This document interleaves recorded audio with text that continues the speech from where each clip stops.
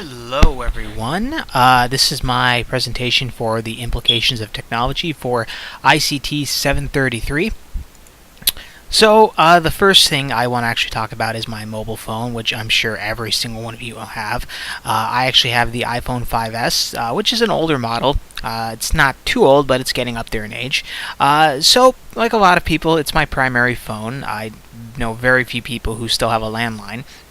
And it's pretty much my lifeline, like everybody else. It's how we communicate. It's how we, not just through talking and texting, but I use, of course, applications like WhatsApp, Skype. I use my email on here, our Outlook emails for school, and my personal ones as well. So I can't really understate how much, or I can't really overstate how important our mobile phones are. I feel that, although we might be a little bit too over dependent on them, they're kind of essential and crucial part of our life, just because of how much we utilize them. This is my workstation. I have a dual monitor setup. The reason I do this, or have this, is because I do a lot of multitasking. Sometimes I can have up to like 20 to 30 tabs open at once, multiple browsers, multiple programs running. I do a lot of different graphic work and animation and different kinds of things like that. So it's important for me to be able to stay organized so I can stay productive. If I only had like one monitor, I'd spend too much time shuffling around and going through like multiple like tabs and trying to like sort through my work. It would just be a mess. So it does allow me to stay organized. As you can see in the middle, I have a laptop as well. I rarely ever use that laptop though. I'll probably be getting rid of it soon anyway. So, like a lot of people, I have appliances. Now, I'm a single guy, and like a lot of single men, we are kind of challenged in the kitchen. Not trying to stereotype, but that is just kind of like reality. It wasn't too long ago where I was mostly eating ramen and cooking really simple things like spaghetti and chicken, stuff like that. Thanks to all the different appliances now that are available, it's just very easy for even somebody like me who's challenged in the kitchen to be able to cook a decent meal. In the center I have my Instant Pot, which in my opinion is the greatest thing mankind has ever made. It's a slow cooker, pressure cooker, rice cooker, all in one. It's like 7 other things as well, I believe. I have a Ninja Prep on the left, which is a blender, chopper, and food processor in one. And of course I have a 5-in-1 grill. It's just amazing how, today you could buy one thing and it could be like 7 different things. For example, there's also printers out there that are also copiers, fax machines, scanners. I think that all-in-one technology is something that's really, we're just going to see more and more of, because, as long as they can work as well as having like a dedicated, like for example, my Instant Pot cooks rice just as well as a dedicated rice cooker. Why not have that and 3 other things or 4 other things or whatever in one item instead of having 6 or 7 different things?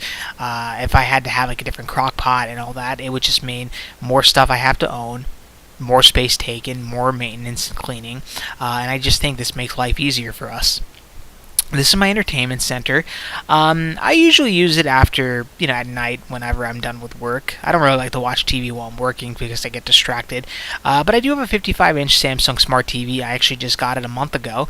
It's a 4K TV, which is the standard resolution now, because I honestly don't see any more 1080p TVs in stores anymore. Maybe a few, but it's very rare. It does have Wi-Fi. It is a smart TV. I also have my Xbox One S at the bottom there. Again, I use it for stuff like Hulu, Netflix, and just some light gaming here and there.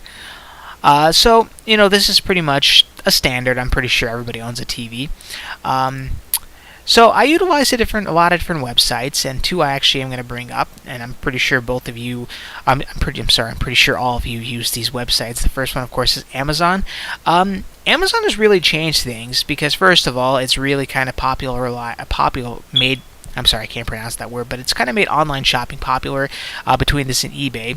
I will say actually Amazon in particular because, eBay, it's more of third-party sellers, but with Amazon, it's nice to be able to have a wide variety of stuff to buy, a lot of different merchandise. Actually, everything I've shown so far in this presentation has been from Amazon.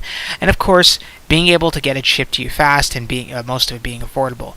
To be honest, the only things I don't buy on Amazon are clothes, groceries, and household appliances. Other than that, I would say I buy a vast majority of my things on Amazon.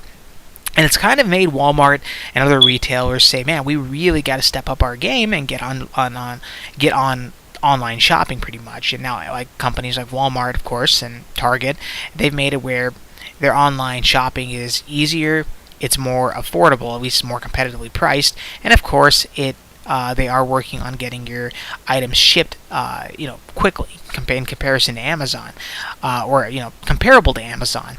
Now, I've been on Walmart.com. I have bought stuff from Walmart.com. I would say the shipping isn't really as fast as Amazon yet, but it is getting up there. They are making improvements on it. Of course, we have YouTube.